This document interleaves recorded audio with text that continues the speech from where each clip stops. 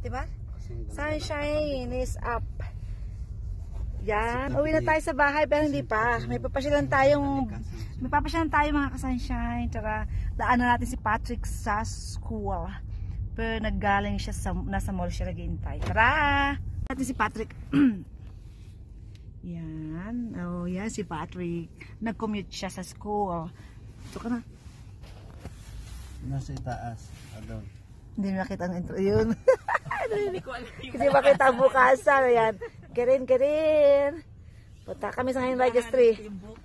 Yeah. Okay, tara na. Sakay natin sa registration RS.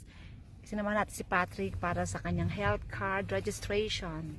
Ito lang tayo sa tapat. Hintayin natin si Patrick lumabas. Mga ka-sunshine. Anya, ba't ang bilis? Ang bilis? Mabilis lang po. Wow, galing diba?